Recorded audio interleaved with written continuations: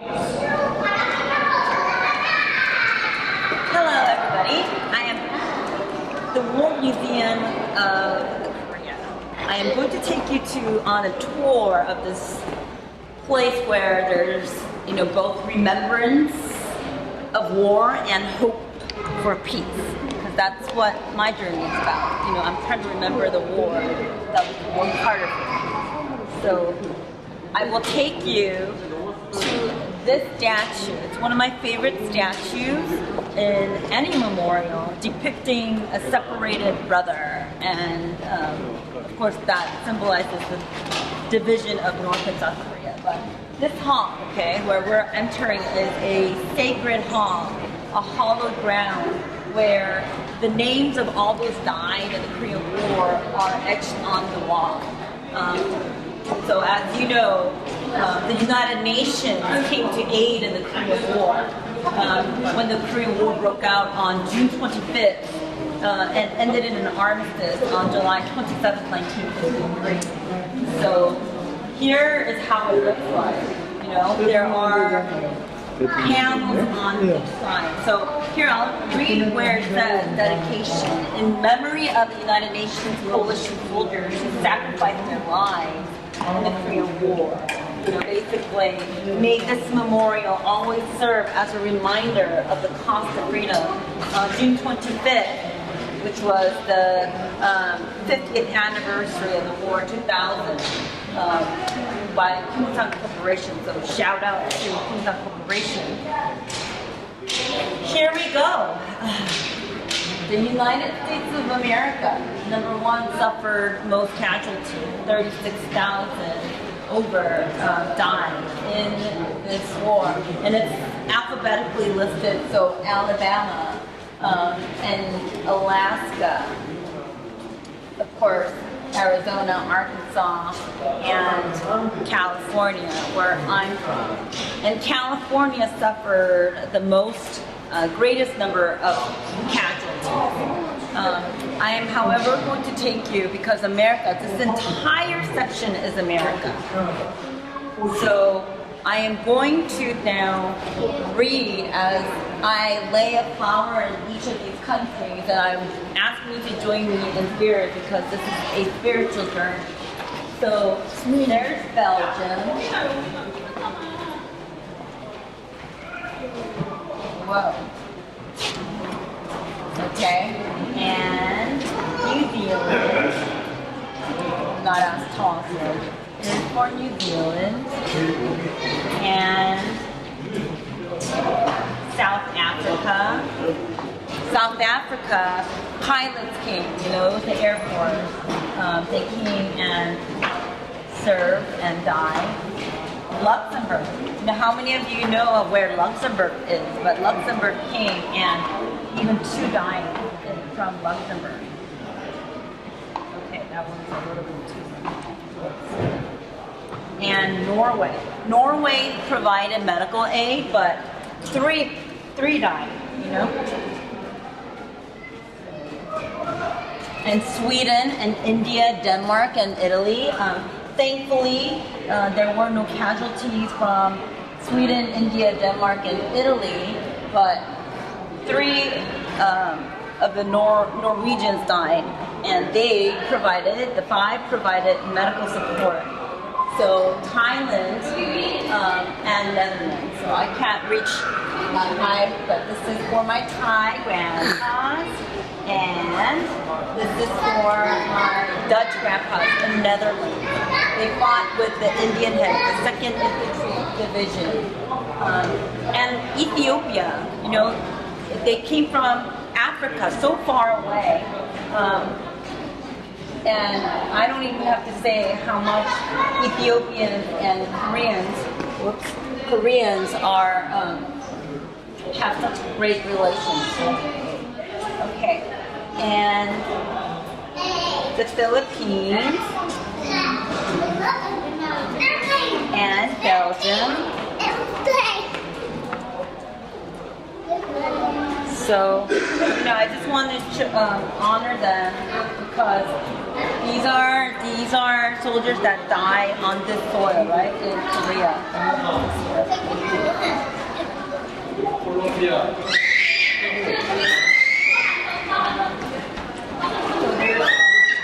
Colombia, 에티오피아,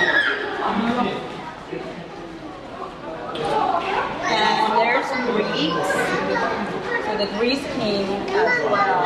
So all of you watching from these countries, did you know that your grandparents came and fought for Korea? So here's Thailand again.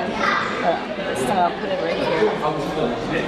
And Australia. So Australia is really nice because there's like this poppy. So somebody from Australia must have come here and like this poppies because that's what they do in Australia to honor their soldiers.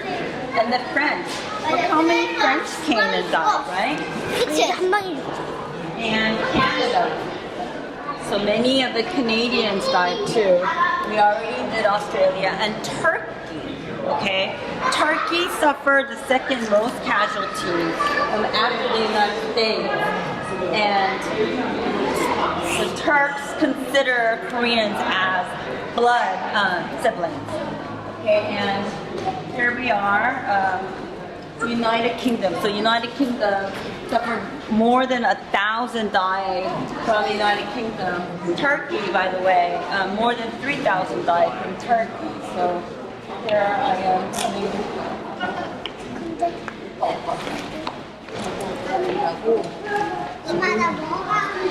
Yay! Yay! So thank you to all my grandpas and grandmas from all over the world. And of course, last but not least, this is the United States of America. And just to see what the scale is, okay? This is all United States of America. And I'm gonna walk you through. It says, our nation honors her sons and daughters who answer the call to defend the country they never knew and the people they never met. And this is inscribed on the monument at the Korean War Veterans Memorial in Washington, D.C., which is one of my favorite places in D.C. So I'm just so humbled to be here, really. I mean, I come here every time I visit Korea, which isn't often, but to me, this is where you can remember the sacrifices. If you look out right now, so you can see the flags of the Korean, the countries that came to serve in Korea. But in Korea, 2 days later, they're celebrating Armed Forces Day, which is a big deal. And that's why they're getting ready, and that area has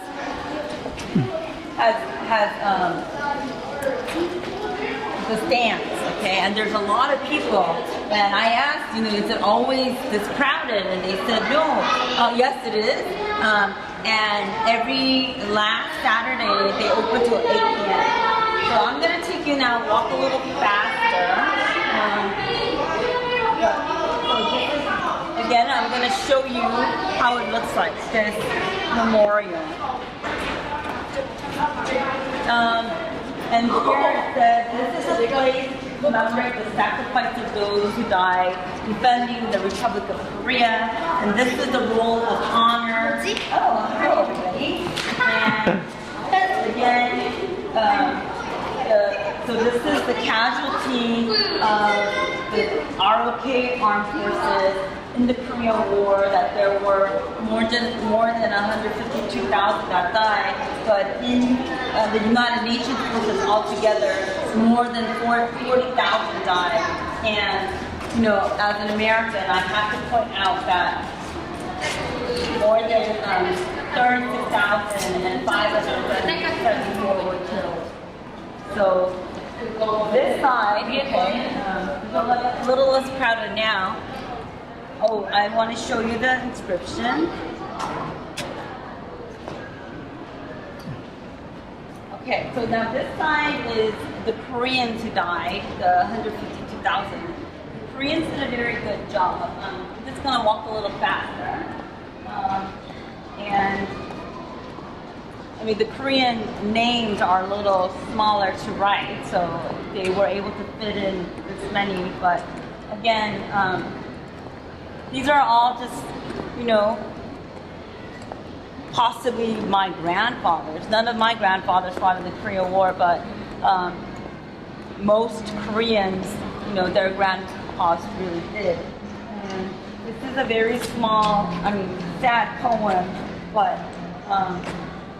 it basically says at the end, you know, even if my body tears apart, you know, this country is my mother. And they sacrificed their lives for their country. And the amazing thing I again emphasize is, it's one thing to die protecting your own family, your wife and your children, and the country that you were born, but it's another to fight for a country that you weren't even, like, you have no connection to. And all the veterans who came to Korea from, you know, America, from the UK, from Turkey, from, you know, Greece, I mean, that's what they did. They came to a country they didn't know. So I love this memorial. It's really nicely done. So the fountains they got rid of because they're renovating right now, but it's very, very well attended. It's very well accessible. It's where it's located in Yongsan, where the U.S. Military base was. They just recently located to Pyeongtaek, but so this is a very significant area, and it's a very central part of Seoul. So if you know Seoul's geography, there's the river, the Han River, but this is right above the Han River. So it's just a very beautiful place, and of course right now it's autumn in Korea. The weather is beautiful, and look, the kids are playing. So, you know, the thing is, we remember war, but remembering war shouldn't all be dark, you know, and sad and bitter. We remember it, so the future of the world, right, the kids, right, they don't forget, because if you forget, right, lest we forget, history can repeat, right? But we remember so that it doesn't repeat again, you know, and we remember so that we can continue to defend freedom, and we can continue to fight for a more secure and peaceful country. And sad thing is, as you know, Korea, the two Koreas are still divided, right? And I'm very hopeful that the current peace talks will lead to the ending of this war, you know, this tragic war. So remember I showed you the War and Peace? I said that's where we're gonna walk to, and this is my favorite statue monument probably in the world, you know, about the Korean War. Because it's just so poignant, it's just so like heartfelt, it's just so sad. But it symbolizes for the Korean people this war, right? Where two brothers, okay, it's called the Statue of Brothers, 형제의 상. But look, the younger brother hugging the older brother, right? But I'm gonna show you why it's so sad. It's not just two brothers hugging. The reason why it's so sad, because, you know, the brick where they're standing on, it kind of depicts, represents the helmet, a soldier's helmet. And the helmet, okay, now you get to see this division, this separation. And the brothers are standing on the other side of the helmet and of the line. So in Korean it says 형제의 상, and this is where the statue of brothers is. And basically it says what it is, but to me, it's so sad because this really happened during the war.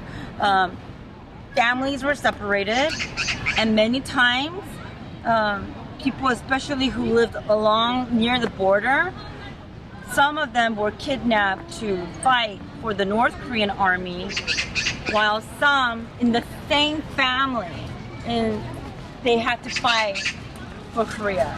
So like in the Civil War in America, there were instances where, in one family, the siblings, they were fighting against each other. Same thing happened here too. So I'm gonna take you inside because there's some artwork inside, mosaic, I believe, with little tiles. I think that is more like war. I don't quite understand that piece of art. However, this is the Korean flag and this war, right? And